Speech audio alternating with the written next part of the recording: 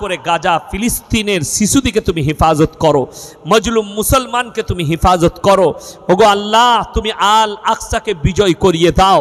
আল্লাহ, যারা ইসলামকে মিটাতে চাইছে, দিনকে মিটাতে চাইছে, কোরআনকে মিটাতে চাইছে, তাদের তকদিরে ঈমান লেখা থাকলে ঈমান দাও, তা না হলে পৃথিবীর মানচিত্র থেকে মুছে দাও। 10টা মুসলমানকে আর 10 লাখ মুসলমানকে মেরে ইসলাম মিটানো যায় না। তার একটা ইতিহাস শোনায়। শুধুমাত্র 30 সেকেন্ডের ভূমিকম্প মায়ানমারে, বিশেষজ্ঞরা বলছে যে ক্ষতিটা 30 সেকেন্ডে হয়েছে, 394টা পরমাণু সেই ক্ষতি করে। পরমাণু বোমা হিসেব করুন।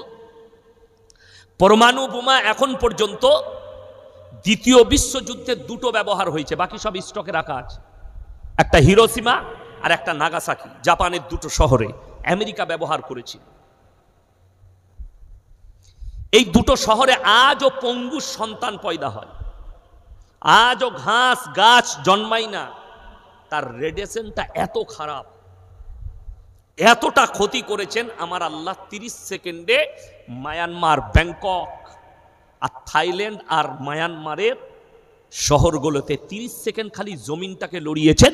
বড় বড় বিল্ডিংগুলো চানাচুরের মতো পড়ে গেছে।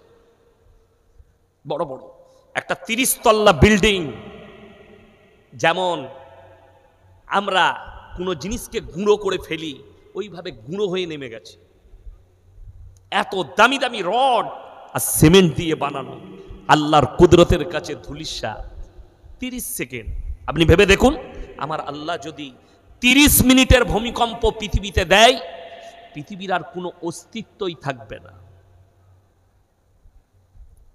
এই জালজালা ভূমিকম্প সম্পর্কে কোরআনে আয়াত অবতীর্ণ হয়েছে। আল্লাহ তাআলা সাবধান বাণী দিয়েছেন নবীজির কাছে, আগে চলুন।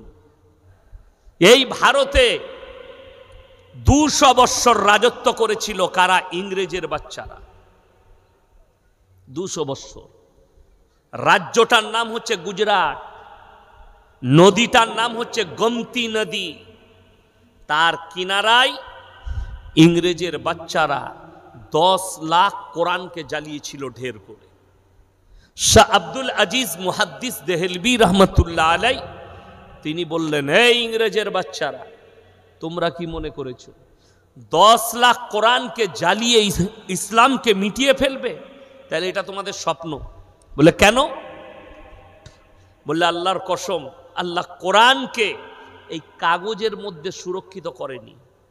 বলে কেন? আমার আল্লাহ নিজে বলেছেন, ইন্না নাহনু নাযালনা যিকরা ওয়া ইন্না লাহুল হাফিজুন। হে আমার নবী, এই কোরআনকে আমি আল্লাহ অবতীর্ণ করেছি, কোরআনের হেফাজতের দায়িত্ব আমি আল্লাহ নিজে নিয়েছি। জোরে বলুন সুবহানাল্লাহ। আপনি বাড়িতে একটা কোরআন রেখেছেন, ওটা হেফাজত নয়, আপনি খালি ওটা পড়ার জন্য সুরক্ষিত করে রেখে দিয়েছেন, বাকি হেফাজতের দায়িত্ব আল্লাহ নিয়েছেন। আপনার হাদিস জানা যায়, রাসূল আকরাম সাল্লাল্লাহু আলাইহি সাল্লাম হাদিস বর্ণনা করলেন, কিয়ামতের পূর্বে একটা আলামত হচ্ছে আল্লাহ ইলমগুলোকে তুলে নেবেন। কোথা থেকে? কাগজ থেকে কোরআনকে উঠিয়ে নেওয়া হবে। কোরআনের এই যে কোরআনগুলো দেখছেন, কাগজগুলো সাদা হয়ে যাবে, আল্লাহ তুলে নেবেন আসমানে। তাহলে হেফাজত কোথায় আল্লাহ করেছেন? পৃথিবীর, আমি কসম খেয়ে বলছি, পৃথিবীর বর্তমানে যতগুলো কোরআন আছে সব জ্বালিয়ে দেন। আল্লাহর কসম, একটা যদি হাফিজে কোরআন জিন্দা থাকে, আবার 100 কোটি কোরআন ছেপে আসবে। জোরে বলুন সুবহানাল্লাহ। একটা হাফিজে কোরআন, যার সিনেতে আল্লাহ 30 পারা কোরআনকে গেঁথে দিয়েছে। এখানে যদি কোনো বাপের বেটা থাকেন, ডাক্তার, মাস্টার, প্রফেসর, ইঞ্জিনিয়ার, আপনাকে ইমানদারির সঙ্গে বলছি, আপনি পড়েছেন ছোটবেলা একটা চুটি বই আমরা পড়েছি, তার নাম বর্ণ পরিচয়। পড়েছি না পড়িনি? ছোটবেলা আমরা স্কুলে পড়েছি। একজন খালি দাঁড়িয়ে বিনা ভুলে এখানে স্টেজে শুনিয়ে দিয়ে যান, আমার পকেট থেকে যা টাকা বেরোবে আমি তাকে দিয়ে দেব, বিনা ভুলে। পারবেন না। কিন্তু আল্লাহর কসম, আল্লাহর কুদরত, আল্লাহ কোরআনকে সুরক্ষিত করার জন্যে হাফিজে কোরআন যখন কোরআন তেলাওয়াত করে, আল্লাহ তাদের সিনেতে কোরআনকে মেহফুজ করে দিয়েছে। অথচ কোরআনে আল্লাহ অপর জায়গায় বলেছেন ওয়ালান তাজিদ লিসুন্নাতিল্লাহি তাবদীলা।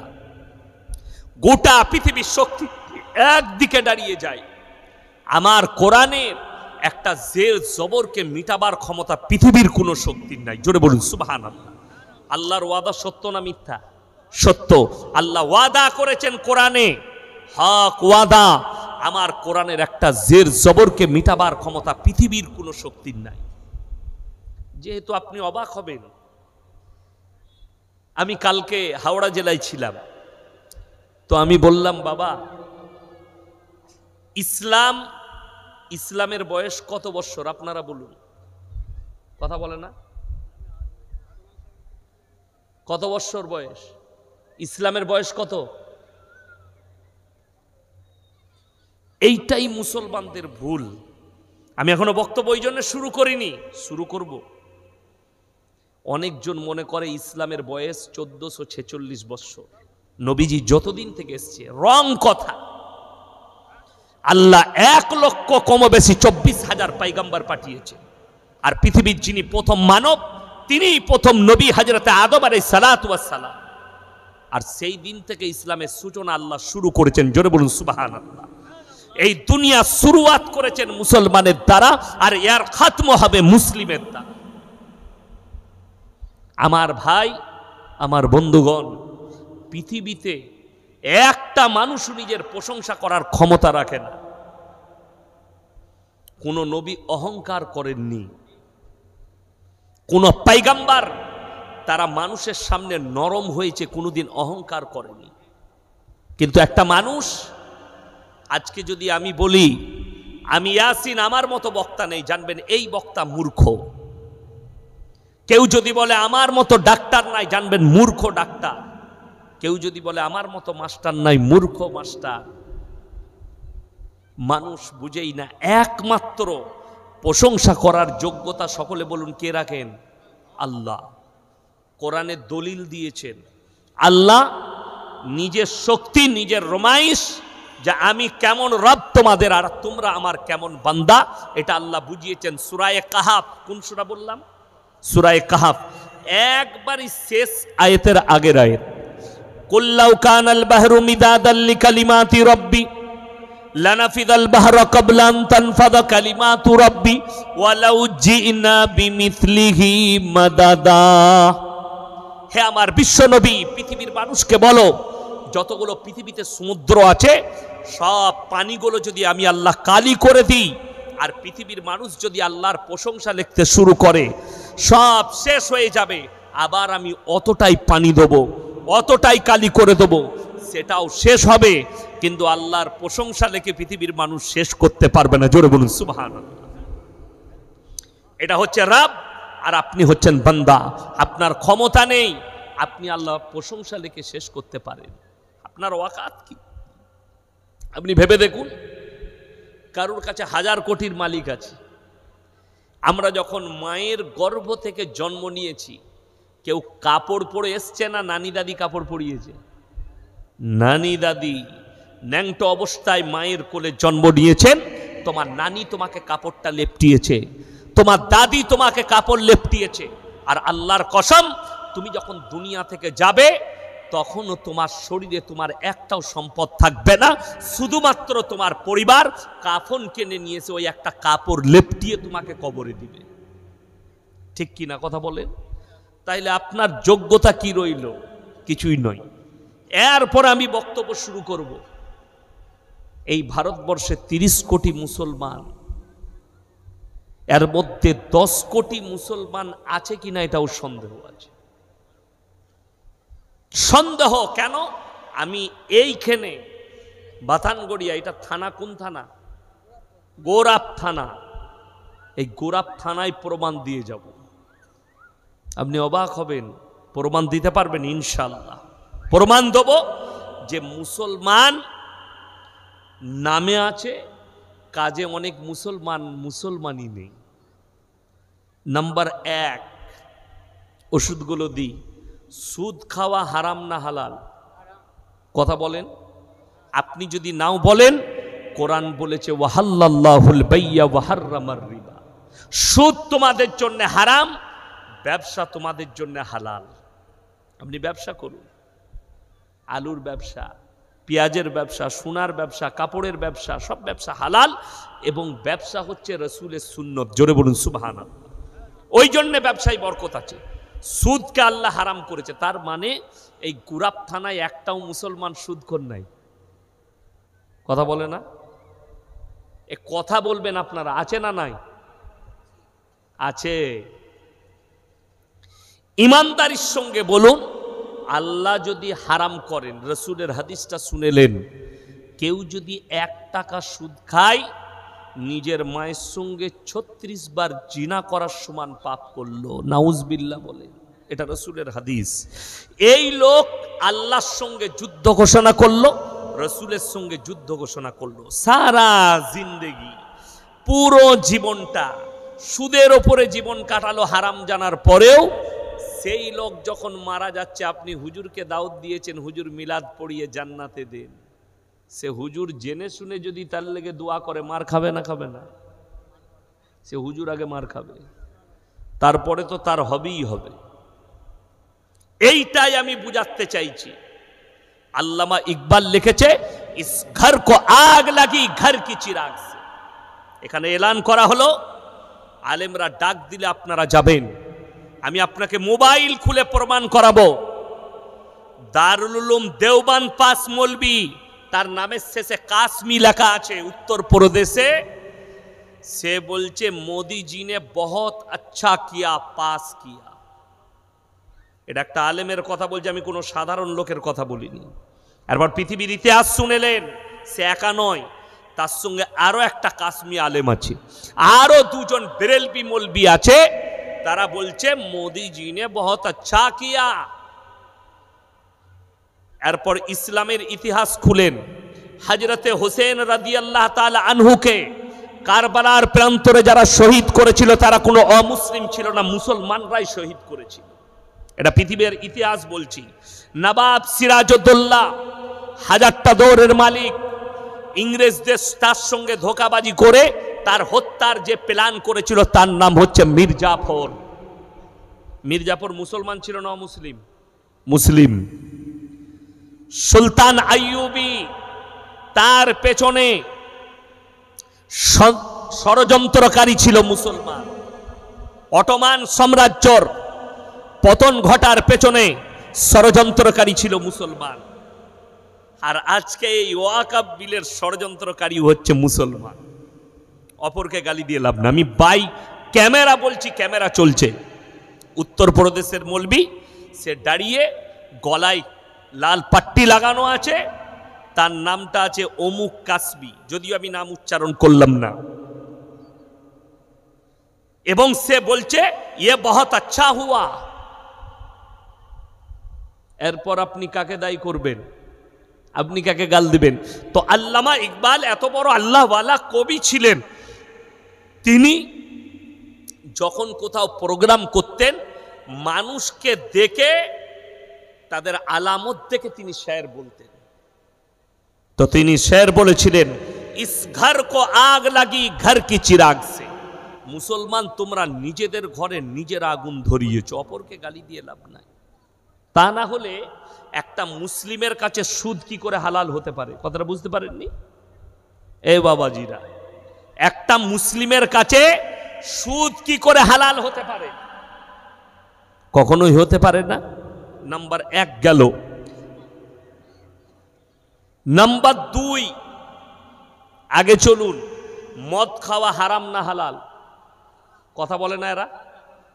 জোরে বলবেন। মদ খাওয়া তো দূরের কথা। পানির বোতলটা কই দেন,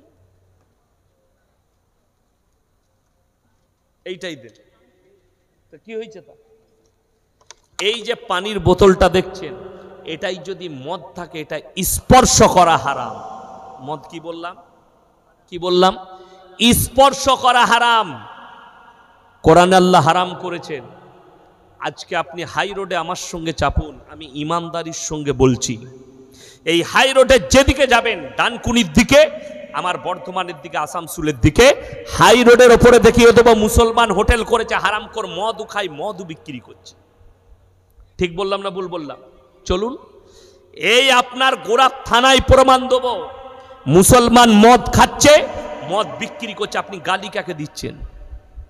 অথচ আপনি জানেন একজন অমুসলিম ভাই আপনার ধর্মকে কতটা রিসপেক্ট করে। ওর জন্য আপনাকে রাস্তায় ঘুরতে হবে, রাস্তায় যেতে হবে। জেলাটার নাম মুর্শিদাবাদ। কোন জেলা বললাম? মুর্শিদাবাদ। বহরমপুর থেকে যখন হাই রোড ধরবেন, জায়গাটা মোড়টার নাম হচ্ছে পলসন্ডা মোড়। আমি প্রায় পেরিয়ে গেলে, উত্তরবঙ্গ গেলে ওই হোটেলটায় চা খাই। হোটেলটার নাম হচ্ছে পাপ্পুদা ধাবা, পাঞ্জাবিদের ধাবা। খুব সুন্দর, বড়। দু ভাই মাথায় পাগড়ি বেঁধে, মুখে দাড়ি, পাঞ্জাবিদের, খুব ভদ্র, তারা চালাচ্ছে হোটেলটা। তার হোটেলে 3টে বোর্ড লাগানো আছে। কটা বললাম? 3টে। নাম্বার 1, মদ পান করা নিষিদ্ধ। এই হোটেলে মদ পান করা নিষিদ্ধ, বোর্ড লাগিয়ে রেখেছে। নাম্বার 2, মদ বিক্রি নিষিদ্ধ। নাম্বার 3, নো স্মোকিং, ধূমপান নিষিদ্ধ। 3টেই মুসলমানদের ইমান বাঁচানো বোর্ড। তাকে জিজ্ঞেস করলাম, সে কি উত্তর দিল জানেন? আরে ভাই, আমি যেখানে ব্যবসা করছি আমার 75% কাস্টমার মুসলিম, আর মুসলমানদের কাছে আমি জানি মদ স্পর্শ করা হারাম। সে আপনার ধর্ম সম্পর্কে এতটা সচেতন যে আমি যেখানে ব্যবসা করছি আমার হোটেলে 75% মুসলিম কাস্টমার, তাই আমার মদ ব্যবসা করা যাবে না, মদ খেতে দেওয়া যাবে না, নো স্মোকিং, ধূমপান করতে দেওয়া যাবে না, তাদের ধর্মে আঘাত লাগবে। অথচ আমি আপনাকে দেখিয়ে দেব তার হোটেল থেকে দুদিকে 20 কিলোমিটারের মাথায় মুসলমান হোটেল করেছে, মুসলমান মদও খাচ্ছে, মদও বিক্রি করছে। নাউজুবিল্লাহ। মদ কি করে আপনার কাছে হালাল হলো? কে বলে দিল? আর এই লোক সারা জীবন মদের ভাটিতে জীবন কাটাচ্ছে, মদ খেয়ে মারা গেল, জীবনে আল্লাহ আল্লাহর নাম লাইনি, আল্লাহ রসুলের নাম লাইনি। আর আপনি বলছেন মারা গেছে, হুজুরকে দেখে মিলাদ পড়িয়ে জান্নাতে দেব। আমি আপনাকে আমার বাপের দলিল দেব না, আমার চাচার দলিল দেব না, কোন আল্লাহওয়ালার দলিল দেব না। আপনারা ইমানদারির সঙ্গে বলুন, নবীজির থেকে দামি লোক পৃথিবীতে কেউ এসছে? কথা বলে না? কেউ আসেনি। আল্লাহ রসুল সাল্লাল্লাহু আলাইহি সাল্লাম, তিনি হচ্ছেন শ্রেষ্ঠ পয়গম্বর এবং তিনি হচ্ছেন ইমামুল আম্বিয়া। ইমামুল আম্বিয়া মানে জানেন? নবীদের ইমাম। এই গ্রামে আমাকে দাওয়াত দিয়েছে, আমাকে বক্তা বলতে পারবে, আমি আপনাদেরকে শ্রোতা বলতে পারবো। আমি বক্তা, আপনারা শ্রোতা, কিন্তু ইনারা আমাকে ইমাম বলতে পারবেন না, যেহেতু আমি এখানে ইমামতি করি না। তো আল্লাহ নবী সাল্লাল্লাহু আলাইহি সাল্লাম ইমামুল আম্বিয়া কি করে হলেন? নবীজি যখন দুনিয়াতে ছিলেন তখন বর্তমানে নবীজির জামানায় কোনো নবী ছিলেন? একটাও নবী ছিলেন না। এইটার জন্য কোরআনে চলুন, বুঝতে পারবেন। সূরা বনী ইসরাইল, কোন সূরা বললাম? বনী ইসরাইল। খুব ভালো করে শুনবেন কি করে নবীজি ইমামুল আম্বিয়া হলেন। এই ইমামুল আম্বিয়ার সঙ্গে যে ঘটনা জুড়ে আছে সেটা হচ্ছে মেরাজের রাত্রির ঘটনা। আর মেরাজ ঘটেছে নবীজি সশরীরে। এটা যদি কেউ অস্বীকার করে তার ঈমান ধ্বংস হয়ে যাবে। কোরআনে আছে সুবহানাল্লাযী আসরা বিআবদিহি লাইলাম মিনাল মাসজিদিল হারাম ইলাল মাসজিদিল আকসাল্লাযী বারাকনা হাওলাহু লিনুরিয়াহু মিন আয়াতিনা ইন্নাহু হুয়াস সামিউল বাসীর। হে আমার নবী, তুমি তোমার ঘটনা পৃথিবীর মানুষকে জানাও, আমি ওহীর মাধ্যমে তোমাকে বলছি। আল্লাহ রসুলকে বিছানা থেকে তুলে মসজিদে হারামে নিয়ে গেলেন কে? জিবরিল আমিন। আর মসজিদে হারাম থেকে মসজিদে আকসা, আজকে ফিলিস্তিন গাজার সঙ্গে যে যুদ্ধটা হচ্ছে, ইসরায়েলের যে আল আকসা মসজিদকে নিয়ে ওখানে নিয়ে যাওয়া হলো। আল্লাহ রসুল সাল্লাল্লাহু আলাইহি সাল্লাম 2 রাকাত নামাজের ইমামতি করলেন এবং সমস্ত পয়গম্বর নবীরা নবীর পেছনে মুক্তাদি হয়ে 2 রাকাত নামাজ আদায় করলেন। জোরে বলুন সুবহানাল্লাহ। নবীজির নামের লাকাবে জোড়া হলো ইমামুল আম্বিয়া। সমস্ত নবীরা নবীর পেছনে নামাজ আদায় করলেন আর নবীজি হলেন ইমাম। ওই আল আকসা মসজিদে।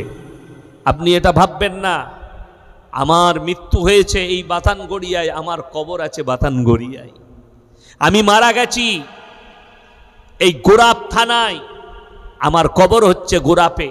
কিন্তু আপনি জানেন কিয়ামতের ময়দান হবে হিন্দুস্তান নয়, কিয়ামতের ময়দানটা হবে আল আকসার ময়দানটা, ফিলিস্তিনের ময়দানটাই হবে কিয়ামতের ময়দান। আল্লাহ গোটা পৃথিবীর মানুষকে জড়ো করবেন ওই ফিলিস্তিনের ময়দানে, আর ওইটাই হবে কিয়ামতের আসল ময়দান। জোরে বলুন সুবহানাল্লাহ। এই পৃথিবীতে একটা মানুষও নিজের প্রশংসা করার যোগ্যতা রাখে না, যার যত জ্ঞানী আসুক, যার কাছে যত শক্তি হোক। ফেরাউনের এত শক্তি, অহংকারের কোনো জায়গা ছিল না, আল্লাহ তাকে ধূলিসাৎ করে দিয়েছে। আমরা যারা এখানে বসে আছি, আমরা থাকবো না মিটে যাব? কথা বলবেন, থাকবেন না মিটবেন? একদিন না একদিন মৃত্যুই হবে। এখানে এতগুলো মানুষ বসেছেন, আরও আসবেন যারা আসছেন। ইমানদারির সঙ্গে একজন দাঁড়িয়ে বলুন তো যে আমি 10 দিন বেঁচে থাকতে পারবো? ক্ষমতা নেই বলার। এই জালসা শেষ করে আপনি বাড়িতে গিয়ে বেঁচে থাকবেন কিনা এটাও সন্দেহ। আমি ইয়াসিন জলসা শেষ করার পরে আমি কি বাড়ি পৌঁছাবো এটাও সন্দেহ আছে। আল্লাহর হাতে আছে, রবের হাতে, পৃথিবীর মানুষের হাতে কিছুই নেই। আর আমার আগের বক্তা বলছিলেন ওয়াকফ নিয়ে যাওয়ার জন্যে। আমি আপনাদেরকে চ্যালেঞ্জ ছুড়ে বললাম, চ্যালেঞ্জ ছুড়ে বলছি, এই চ্যালেঞ্জ পৃথিবীর কেউ অ্যাকসেপ্ট করতে পারবে না। যাদিকে ভাবছেন যারা কোরআনকে মিটিয়ে দিবে, ইসলামকে মিটিয়ে দিবে, আল্লাহর কসম তারা খালি স্বপ্ন দেখছে, তাছাড়া কিছুই নয়। আমার মুসলমান যুবক যুবতী শোনো, বেঈমান কাফেররা দারুণ ভাবে আপনাকে ঘেরছে। তার কয়েকটা দলিল দিয়ে যাব। এই বর্বরতার যুগের পাপ মুসলমানের কাছে কিভাবে মডেলিং হয়ে ফিরবে। আজকে বর্তমানে সমকামী লিগেল ভারতের মাটিতে। সমকামী পাপটা, সমকামী মানে অনেক সাধারণ লোক বুঝবেন না, ছেলেই ছেলেই বিয়ে, মেয়েতে মেয়েতে বিয়ে। জোরে বলুন নাউজুবিল্লাহ। আমি গত 3 দিন আগে দেখলাম মোবাইলে, বিহারের দুটোই অমুসলিম পরিবারের মেয়ে, তারা কোনো এক মন্দিরে গিয়ে বিয়ে করেছে। তাদের দুটো পরিবারেরই মা বাপ কান্নাকাটি করছে। কেন? তারা বলছে আমরা সমকামী। তাকে জিজ্ঞেস করছে মিডিয়াওয়ালা, ये कौन है? बोले ये मेरा पत्नी है। और ये कौन है? ये मेरा पति है। দুটোই মহিলা, কিন্তু তারা নাম রেখেছে পতি আর পত্নী। এই পাপটা রাসূল সাল্লাল্লাহু আলাইহি সাল্লামের যুগের পাপ নয়, হযরতে ঈসা নবীর যুগের পাপ নয়, হযরতে মুসা নবীর যুগের পাপ নয়, হযরতে ইউসুফ নবীর যুগের পাপ নয়। এই পাপ হচ্ছে হযরতে লূত নবীর কওমের পাপ। আজকে মডেলিং হয়ে ফিরেছে, আর আজকে মডেলিং বলতে চাইছে। এই পাপের কারণে আল্লাহ তাআলা গোটা নসলকে ধ্বংস করে দিয়েছিলেন, লূত নবীর কওমকে। যারা শিক্ষিত লোক আছেন, doctor, master, professor, MSc, BSc, BCom, যারা ভূগোল নিয়ে পড়াশোনা করো, তারা একবার পৃথিবীর ম্যাপটা খুলে দেখো। একটা সাগরের নাম রেখেছে বৈজ্ঞানিকরা মরা সাগর, যেখানে একটা পোকা মাকড়ও জন্মায় না, কীট পতঙ্গ জন্মায় না। আল্লাহ রাব্বুল আলামিন হযরতে লূত নবীর কওমকে ওই জায়গায় রুটির মতো পাল্টিয়েছেন এবং কোরআনের লাকির টেনে দিয়েছেন। নবীরা মাসুম না মাসুম নয়? নবীরা জান্নাতি না জান্নাতি নয়? সমস্ত নবী মাসুম, সমস্ত নবী জান্নাতি। নবীদের দোয়া আল্লাহ কবুল করেন না করেন না? করেন। আপনাকে আমি দুটো দলিল, একটা দিয়েছি, আল্লাহ নিজের চাচার জন্য নবীজিকে দোয়া করতে নিষেধ করেছেন, মুশরিক হওয়ার কারণে, আল্লাহকে না মানার কারণে। নাম্বার 2, দুজন নবীর বিবি জাহান্নামে যাবে, তারা কিয়ামতের দিনে আটকাতে পারবে না। আল্লাহ কোরআনের লাকির টেনে দিয়েছেন। একজন হচ্ছে নূহ নবী আর একজন হচ্ছে লূত নবী। এই দুজনের বিবির মারাত্মক 3টে অপরাধ। নাম্বার 1, আল্লাহকে অবিশ্বাস করা। নাম্বার 2, তার নবীকে বিশ্বাস না করা। নাম্বার 3, স্বামীর অবাধ্যতা করা। এই 3টে কারণে আল্লাহ তাদেরকে মারাত্মক জাহান্নামে নিক্ষেপ করবে। উল্লেখযোগ্য, লূত নবীর বিবি জাহান্নামে যাবেন, কেউ আটকাতে পারবে না। হ্যাঁ আমার যুবক, হ্যাঁ আমার যুবতী, কান খুলে শুনে নাও। তোমরা যদি সমকামিতে লিপ্ত হও, তোমার বাপ যদি তাহাজ্জুদ গুজার হয়, তোমার মা যদি তাহাজ্জুদ গুজার হয়, তারপরও দোয়া করে তোমাকে জান্নাতে পাঠাতে পারবে না। নূহ নবীর বিবি জাহান্নামে যাবে। সব থেকে পৃথিবীতে বেশি দিন দাওয়াত যিনি দিয়েছেন, দাওয়াতের মেহনত করেছেন, ইসলামের প্রচার করেছেন, তিনার নাম হচ্ছে হযরতে নূহ নবী। 950 বছর দাওয়াত দিয়েছিলেন। জোরে বলুন সুবহানাল্লাহ। কোরআনে আছে 950 বছর। তারপরেও মুষ্টি কত লোক ঈমান এনেছে। হযরতে নূহ নবী তার পরিবারের কাছে, তার বংশদের কাছে তিনি বিনীত অনুরোধ চালালেন, হে আমার কওম, তোমরা আমার আল্লাহকে বিশ্বাস করো, তোমরা আমার রবকে মেনে নাও, আমাকে নবী হিসাবে মানো। তার ছেলে কিনান এবং তার পরিবার, তার বংশধররা বললে, তোমার আল্লাহকে যদি আমরা বিশ্বাস না করি, তোমার আল্লাহ কি করবে? বলে, আমার আল্লাহ তোমাদেরকে মুষলধারার বৃষ্টি দিয়ে ধ্বংস করে দিবেন, বন্যায় ডুবিয়ে দিবে। তার ছেলে কিনান চ্যালেঞ্জ ছুড়ল আল্লাহকে, হে আমার আব্বা, তুমি তোমার আল্লাহকে বলে দাও, তোমার আল্লাহ যদি বৃষ্টি দেয়, বন্যা দেয়, এমন উঁচু জায়গায় চেপে যাব যেখানে তোমার আল্লাহর পানি পৌঁছাবে না। জোরে বলুন নাউজুবিল্লাহ।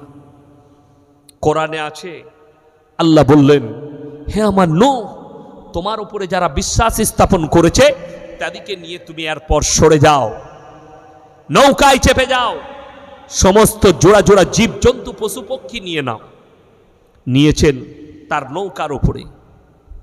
আমার ভাই, আমার বন্ধুগণ, মুষলধারার বৃষ্টি শুরু হলো। মুফাসসিরিনরা লিখছেন, আজকে তারিখ পর্যন্ত পৃথিবীতে দুনিয়া শুরু থেকে আজকে যত তারিখ হচ্ছে, এই স্টেজে বসে আছে এখন যত তারিখ, এত তারিখ পর্যন্ত পৃথিবীতে অত বড় প্রলয় ঘটেনি। আল্লাহ তাআলা সমুদ্রের পানিকে 1250 ফুট উপরে তুলে দিয়েছিলেন। গোটা পৃথিবী ডুবে গেছে। নৌকার ওপরে নূহ নবী, সমস্ত পশু পক্ষী নূহ নবীর সঙ্গে, এবং যারা বিশ্বাস স্থাপন করেছে তারাও আছেন। আর আল্লাহ তোলপার করছেন, নিজের চোখে সামনে দেখতে পাচ্ছেন তার কওম হাবুডুবু খেয়ে মারা যাচ্ছে, তার ছেলে কেনান মারা যাচ্ছে।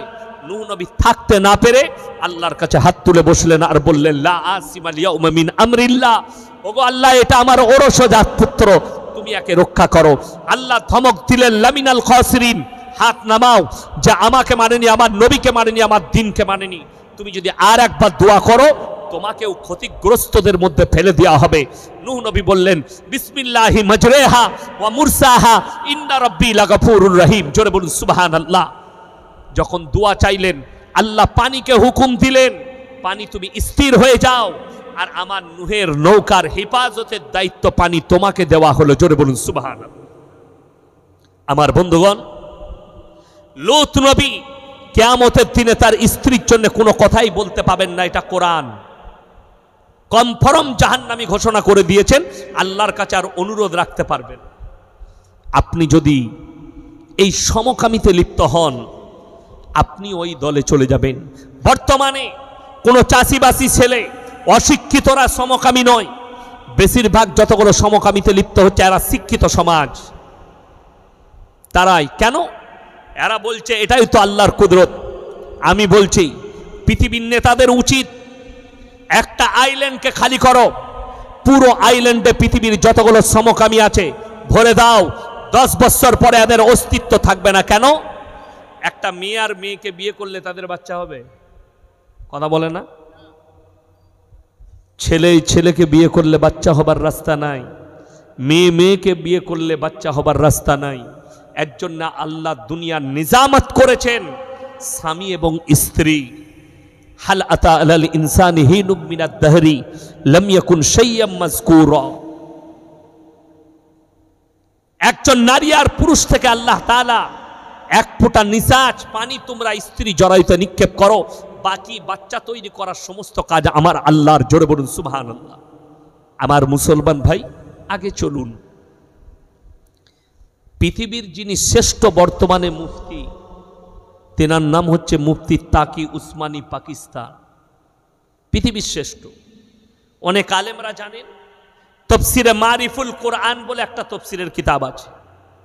এই কিতাবটা যিনি লিখেছেন তিনি হচ্ছেন মুফতি শফি সাহেব রহমতুল্লাহ আলাইহি।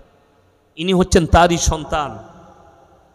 ইনি গত 6 মাস আগে একটা কনফারেন্সে বক্তব্য দিতে গিয়ে বলেছিলেন, कियामत से पहले पूरे दुनिया में, पूरे आलम में हराम औलादों से भर जाएंगे।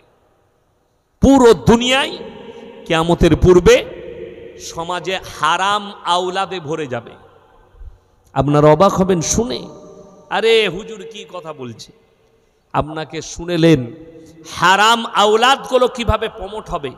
এখন বর্তমানে ভারতে যে সব থেকে ডেঞ্জার পাপটা ছুটছে, সেই পাপটা হচ্ছে লোকের বউকে নিয়ে পালিয়ে গিয়ে ঘর করা। ঠিক বললাম না ভুল বললাম? লোকের বউকে নিয়ে পালিয়ে গিয়ে ঘর করা। হুগলির ছেলে বর্ধমানে গিয়ে বাস করছে ঘর ভাড়া নিয়ে, বর্ধমানের ছেলে হুগলিতে এসে বাস করছে। আমার ভাইজান, অনুরোধ করে বলে যাচ্ছি, কেউ যদি কারুর বউকে নিয়ে পালিয়ে যায়, তার স্বামী যদি তাকে ডিভোর্স না দেয় এবং 3 মাস 10 দিন ইদ্যত পালন না করে, গোটা পৃথিবীর মৌলবি যদি এক কাছে হয়ে নিকাহ পড়ায়, নিকাহ হবে না, হারাম। এটা লিখে নিয়ে যান। যদি বাচ্চা পয়দা হয় এই অবস্থায়, নাজায়েজ বাচ্চা হবে, হারাম আওলাদ হবে, ইসলামী শরীয়ত মোতাবিক জায়েজ হবে না। স্বামী মারা গেলে 4 মাস 10 দিন, স্ত্রী যদি ডিভোর্স হয় 3 মাস 10 দিন ইদ্যত পালন করতে হবে। অনেক শিক্ষিত লোকের প্রশ্ন, এটা নিয়ে আমেরিকা, লন্ডন, ব্রিটেন, জাপান, জার্মানের বৈজ্ঞানিকরাও গবেষণা করেছে। কেন ইসলামে ইদ্যত পালন আছে?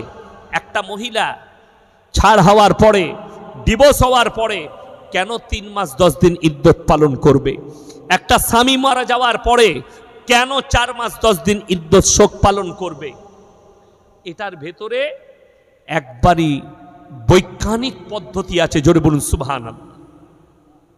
দেখবেন কোন ছেলে মেয়ে যখন রিলেশনে থাকে, প্রেম করে, অনেক সময় মোবাইলে, পেপারে আমরা দেখতে পাই যে অমুক ব্যক্তি বিয়ের প্রতিশ্রুতি দিয়ে মেয়েটাকে কি করেছে? ধর্ষণ করেছে। প্রথমে ধর্ষণ থাকে নাই, প্রথমে প্রেম প্রেমিক ছিল। 2 মাস তার সাথে 2 মাস আগে মিলামিশা করেছে। 2 মাস পরে ছেলেটা বলল, আমি আর তোমাকে চাই না, তুমি অন্য জায়গায় বিয়ে করো, আমি অন্য জায়গায় করব। মেয়েটা ব্রেকআপ করলো ছেলেটা। এই মেয়ে গিয়ে থানায় অভিযোগ করলো, স্যার আমাকে বিয়ের প্রতিশ্রুতি দিয়ে সহবাস করেছে। প্রমাণ কি করে হবে? প্রশাসনের কাছে একটাই রাস্তা থাকে, বৈজ্ঞানিক পদ্ধতি, সেটা হচ্ছে মেডিকেল চেকআপ। কি চেকআপ হয়? দেখা হয় স্ত্রীর জরায়ুতে ওই পুরুষের কোনো ভ্রূণ আছে কিনা। যদি থাকে, এই মেয়েটার সঙ্গে মিলামিশা হয়েছে এবং সেটা পরীক্ষা করা হবে, ছেলেটার রক্তের সাথে মিলে গেলে এই ছেলেটা মিলামিশা করেছে, অপরাধী। আমার বন্ধুগণ, আমার ভাই, এই জন্য ইসলাম বলেছে মেয়েটার যখন ডিভোর্স হবে 3 হায়েজ পর্যন্ত বিয়ে করতে পাবে না। তার জরায়ুতে, যদি স্ত্রী জরায়ুতে ভ্রূণ থেকে যায়, যখন 2 মাস পেরিয়ে যাবে তার ভ্রূণটা কেটে যাবে। বৈজ্ঞানিক বলছে 3 মাস পেরিয়ে গেলে তার যদি অন্য স্বামী গ্রহণ করে, বাচ্চাটা হবার, হারাম হবার সম্ভাবনা নেই। জোরে বলুন সুবহান।